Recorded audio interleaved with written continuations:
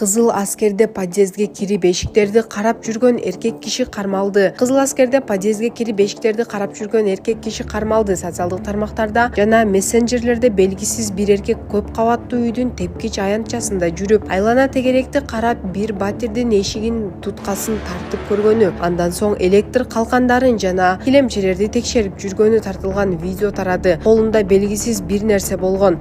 Бул кадрлар Кызыл аскердеги үйлөрдүн биринин байкоо камерасына түшкөн. Тургундар Репортер KG сайтына билдиришкендей, алар милиция чакырышкан. Келген кызматкерлер эркекти кармаган, ал каршылык көрсөткөн. Алардын айтымында ал өзүн адекватсыз алып жүргөн баңгизаттын таасири астында болгон. Ленин райондук ички иштер башкармасынын билдиришкендей, чакыруу боюнча барышкан милиционерлер каршылык көрсөткөн жана сөгүнгөн жаранды аныкташкан. Ал 25 жаштагы ШХ экени такталып, ага Кыргыз Республикасынын укук бузуулар жөнүндө кодексинин майда бейбаштык беренеси боюнча протокол түзүлүп, убактылуу кармоочу жайга киргизилген. Жедел жардам көлүгү бар экенин билебиз. Жаш төлөбү азыр.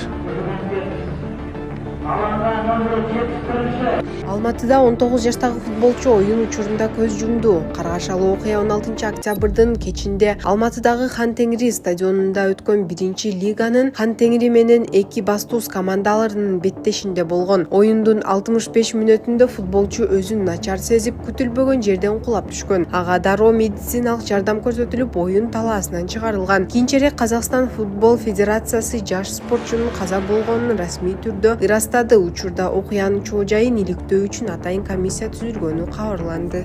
Саламатсыздар, урматтуу кыргыз элим. Мен Кудайбердиев Абдонурду басуулум. Абдонурум азыркы убакта 6 жашка толду. Балам, эч кандай сөздү сүйлөй элек. Сүйлөшүнө себепкер болуңуздар кыргыз элим. Эл арасында сүйлөп, күлүп жүргөнгө не жетсин. Кыргыз элим, жардамыңыздарды аябаңыздар. Турция мамлекетинде операция болот деген үмүтүбүз бар. Врачтар кепилдик берип жатат, операциядан кийин сүйлөп кетет дейт. Үмүтүбүз бар, кыргыз элим, сиздерден үмүтүбүз чоң. Жардамыңыздарды аябаңыздар, кайдыгер карабаңыздар. Абдонурумдун диагнозу МВПР синдром. Мындай балдар сүйлөп кетет дейт. Биздин операциябыздын суммасы $49,700. Азыркы убакта бизде 1 миллион сом чогулду. Берген аманатыңыздарды алып жатабыз, кыргыз элим. Бизден кайтпаса да Аллахымдан эки эселеп кайтсын сиздерге. Мындан ары да жардамыңыздарды аябай баламдын сүйлөп кетишине себепкер болуңуздарды суранам, кыргыз элим. Кайдыгер карабай жардамыңыздарды аябаңыздар. Реквизит номерлер өзүмө караштуу. Мбанк Зинат деп чыгат 0333. Россия өлкөсүнөн котором деген мекендештерге Сбербанк бар 3798 Урумбек деп чыгат. Алдын ала Аллахым разы болсун сиздерден. Кайдыгер карабай жардамыңыздарды аябаңыздар.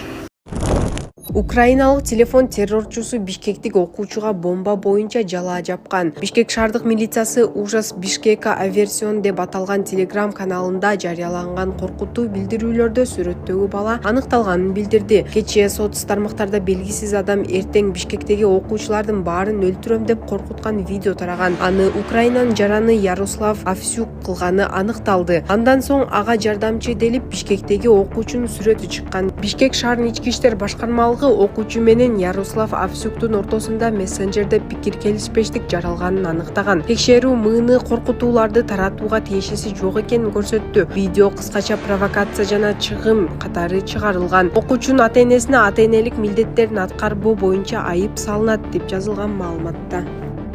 Өлкөдө үй бүлөлүк зомбулук үчүн жоопкерчилик күчөтүлөт. Президент мыйзамга кол койду. Президент Садыр Жапаров зомбулуктан коргоо боюнча мыйзамга кол койду. Ал Кыргыз Республикасынын айрым мыйзам актыларына өзгөртүүлөрдү киргизүү жөнүндө мыйзамга кол койду. Документ 2025-жылдын 11-сентябрында Жогорку Кеңеш тарабынан кабыл алынган. Мыйзамдын негизги максаты аялдарга карата зомбулукту жоюу боюнча Кыргызстандын эл аралык милдеттенмелерин аткарууну күчөтүү жана гендердик теңчиликке жетүү боюнча улуттук иш-аракеттер планын ишке ашыруу болуп саналат.